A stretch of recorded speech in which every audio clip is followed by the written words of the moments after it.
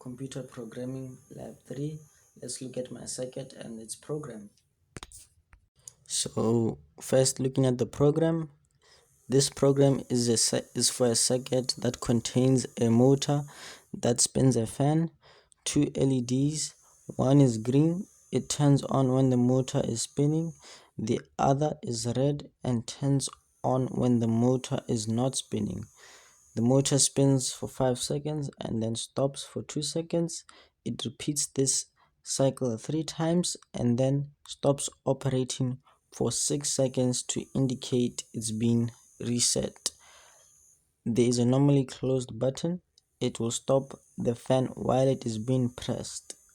The code will continue to run while this is happening, and when the button is released, it will continue to operate from where it should be running in the cycle. So here we are just declaring the variables for our code. In void setup, we are sort of telling telling the code what we want those variables to behave like. And here in a void loop, this is where the code begins to really start. We have the for loop statement in the beginning, and then under it we have digital write motor pin high. This is to turn on the motor, and then after that we have it we call out the motor state, and we ask it to read the input from the motor, and then it will then decide if it reads a high input, then the red LED will turn off and the green LED will turn on. And if it's vice versa, then the red LED will turn on and the green LED will turn off. And then we go to this delay statement here. And the reason why we have the delay statement there is that code goes from top to bottom. So if I had the delay statement right under digital write high motor pin, it was going to keep the motor for 4 seconds on, but it would not read the input and go through this until it was kept on for all those 4 seconds. So I put the delay statement after it's gonna turn it on, read the inputs, and then decide, and then it holds that for 4 seconds.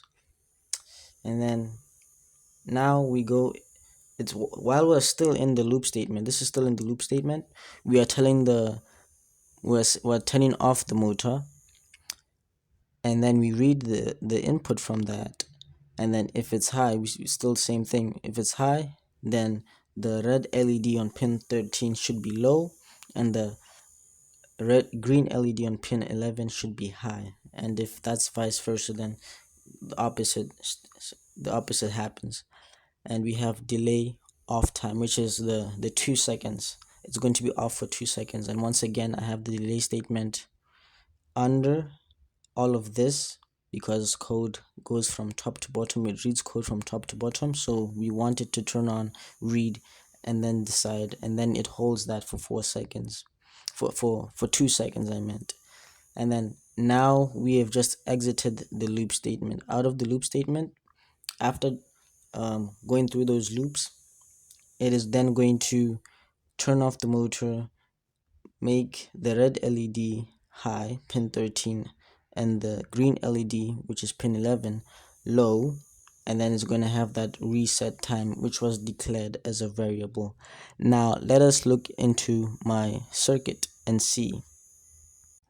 So this is the circuit. Here is the fan. I've put it on a cut tissue roll so it would hold, and there is the red LED, and here is the green LED. So just to try and bring it a little closer, oops, I just disconnected one of my wires.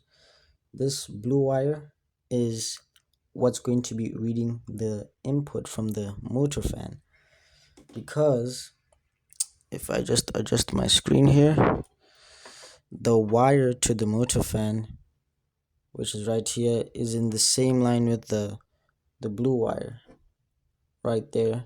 So whenever the motor is spinning, this blue wire, which I'll connect back to pin 2, will be reading whether it's picking up a voltage or not, whether it's reading current. And so it will then send that information to the Arduino, and then it will program the LEDs to respond accordingly. I've already uploaded the code. I'm going to connect power to the Arduino and we will see how it behaves. Okay, it's on for 5 seconds. 1, 3, 4, and it's off for 2 seconds. 1, 2, 3, 4, 5. Off for 2 seconds. 1, 2, 3, 4, 5. Now it should be on a reset. 3, 4, 5, 6, and it starts all over again. And if I press the button, it stops. It should be on for 2 seconds. If I let go, it should turn on, and then it's gonna turn off just right after. So you can see here that the button is stopping the machine, and it is operating exactly how we expected it to. Now, as you notice, when I let go, the LEDs don't switch accordingly, but that is how I expect it to operate, because if you look back at the code, it's gonna read it and then it's gonna decide which LED should be on and off, and then it's gonna delay that for 4 seconds. So if I come in between the cycle, if I just press the button and stop it midway, it won't have it's still gonna be running the code, so it will still be on delay off time. Even though that I'm pressing the button, the LEDs won't respond immediately. But that's how it's supposed to work, because code goes by line.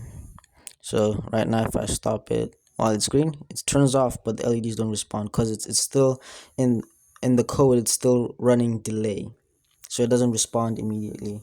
But this is how the circuit should behave. We have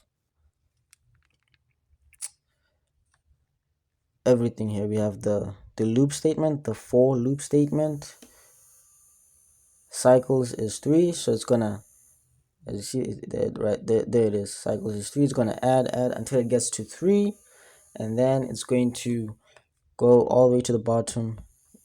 It's gonna then turn off the motor, turn on the red LED, turn off the green LED, and then it's gonna run that reset time.